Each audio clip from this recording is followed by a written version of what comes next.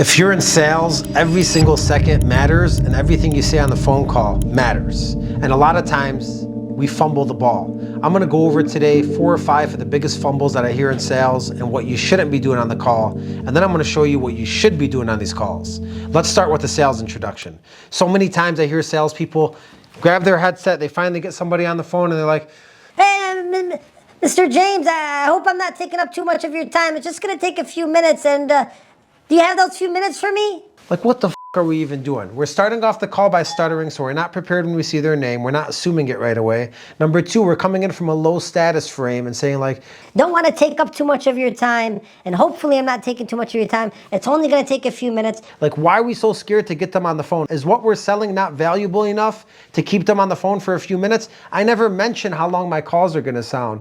And then lastly, we open it up to get crushed at the end by saying, do you have those few minutes for me? Or do you have some time? Or is now a good time? And we get crushed every single time. What we should say instead is, "Hey James, it's Ace giving you a call with Acez Academy. You're actually flagged for a phenomenal opportunity to increase your sales and hold your retention. And I got your information from one of your friends, Paul, who I also helped out. What's your biggest opportunity right now in your sales force?" You see that? Didn't thank him for his time or tell him, do you have a few minutes? I went straight in for the kill with, here's why I'm calling, here's why it makes sense, and I pivoted to a question.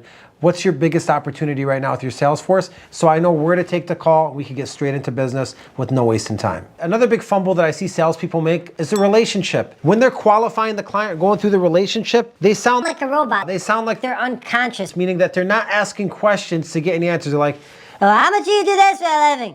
And how much is that? And do you do this? And do you do that? Okay, what about this? And is this not a good time? And is this not..." what are you even talking about? You people are unconscious when you're talking to people. There's no consciousness in what you're saying to them, what they're saying back to you. Why does that matter? Could you dig deeper? Is there another question? Is there an emotion? Is there a laugh? Is there a joke? Could you share a story? So salespeople that are just asking questions like robots are unconscious. They don't really see that they should be influencing and persuading, and they should be getting to know the client. And the more they get to know the client, the more they could establish a case. They're just doing it as asking questions, pitching numbers, and they're never gonna get the business. A lot of times I hear salespeople and their presentations sounding like, "Okay, well, if you like everything today, would you like to possibly move forward with this? Possibly?" like, what are we even saying? When you present a deal to somebody, it should be like, look, so everything we talked about, this makes total sense for you. We're gonna increase your sales, we're gonna hold your retention, we're gonna get you a lot of money saved, we're gonna get you closer to getting that Lamborghini you always wanted, or whatever it may be. Here's the next steps and what we need to do to move forward right away. And I'm assuming the close because I got to know the client, built a relationship with them, and I gave them something that makes sense for them. Ultimately, that's what I'm here to do. I got something valuable. Here's why it's valuable. Here's why it's important to you. Here's why you told me it matters. Here it is. Let's go forward. Stop asking for the business like you're scared and hesitant and you don't believe in yourself or product. When salespeople follow up and then they're like, "Oh, James." they're shocked that they answered number 1. "Oh, James.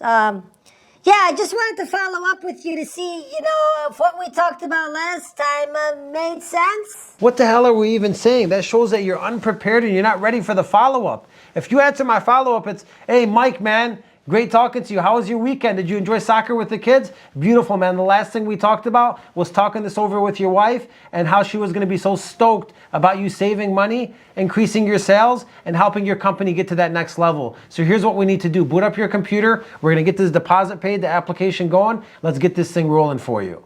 And I'm going straight into the close and I'm prepared with what happened last. A lot of us are following up unconsciously, and just when the client answers, we're pretty much saying, hey, we had you on our list to follow up. I'm checking off a box and I'm following up with you.